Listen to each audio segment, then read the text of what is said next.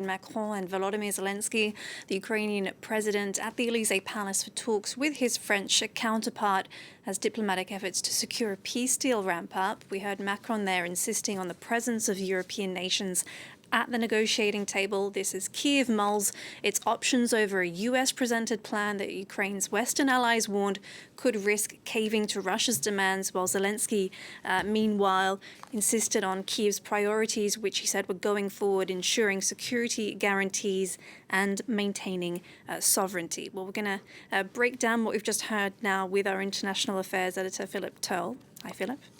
Hello there. Anything in particular that stood out for you in that press conference? We heard the two leaders insisting that these, despite the flurry of activity of, diplomatic efforts to get a deal, were still in the very early stages. Don't think there's going to be any deal on the table anytime soon. That was what was the message in between the lines during that press conference just now between Volodymyr Zelensky, the Ukrainian president, and Emmanuel Macron, the French president. There were some interesting takeaways, though. I think there are sort of three key issues. The first one that was reiterated several times was the security guarantees for Ukraine to make sure that when a peace deal is signed, Russia's not going to break that peace deal and come back for more at a later date. Security guarantees means that Ukraine will then be in a peaceful situation where it will not fear Russia coming back for more at a later date. That was the first issue. The second one was the frozen assets which Ukraine would like to get its hands on that are held here in Europe.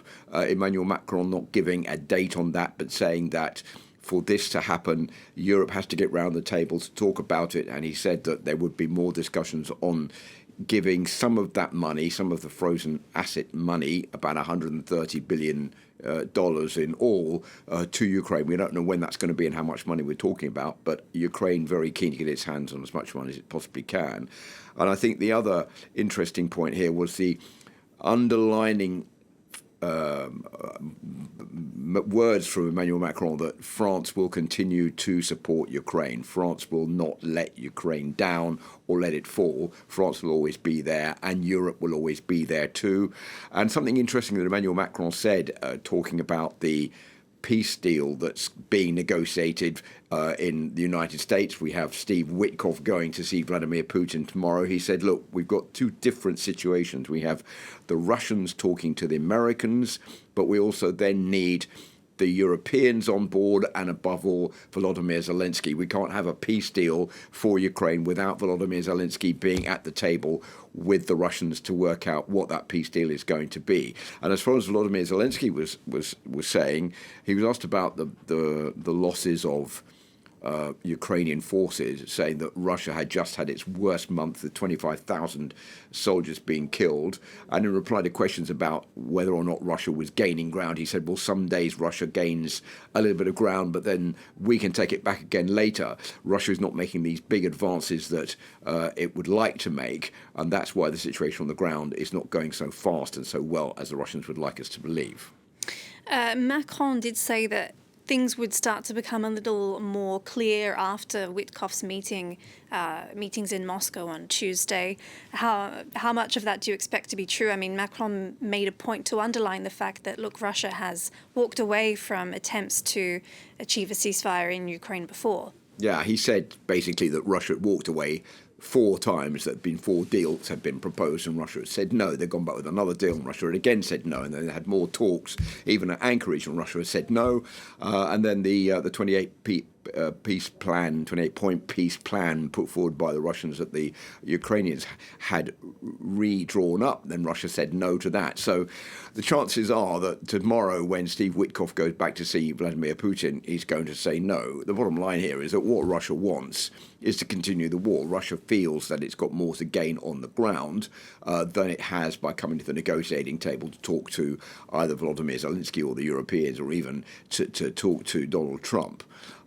Because it has a desire to get as much territory from Ukraine as possible, and that's all it's interested in. So I think that as long as Russia is not forced to the negotiating table because it's losing ground, or it's losing even more high numbers of troops on the ground. Even that doesn't seem to have much of an impact on Vladimir Putin. But so long as it's not losing ground or face to face with missiles and the possibility of attacks in Russian territory, it looks pretty unclear that Vladimir Putin is going to come to the negotiating table. We'll see how things work out tomorrow. More talks scheduled between Steve Witkoff and Vladimir Putin. But certainly a useful working day for Volodymyr Zelensky here in Paris today, receiving more French support from the French President Emmanuel Macron. And meanwhile, and this was there was a question on this, a corruption scandal continues to embroil several officials in Ukraine, and one journalist asked Volodymyr Zelensky about this.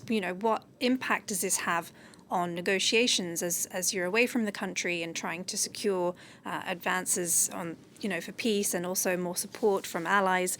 He was quite brief in his response, wasn't he? Yeah, they were actually both pretty brief in their responses. Emmanuel Macron saying, well, I can't comment on this because obviously this is a domestic problem within Ukraine. And Volodymyr Zelensky pushed several times to reveal names, and he was saying, I'm not giving any names out here at the press conference. But this has certainly come, I think, as an unwelcome situation at a very difficult time for Volodymyr Zelensky, right in the middle of these discussions with and Andrei Yermak, the chief of staff and top negotiator, being forced to stand down due to this corruption scandal over the civilian nuclear effort in Ukraine. He's been replaced by another top official whose name is Rustam Umerov, who we saw at the talks yesterday in Florida.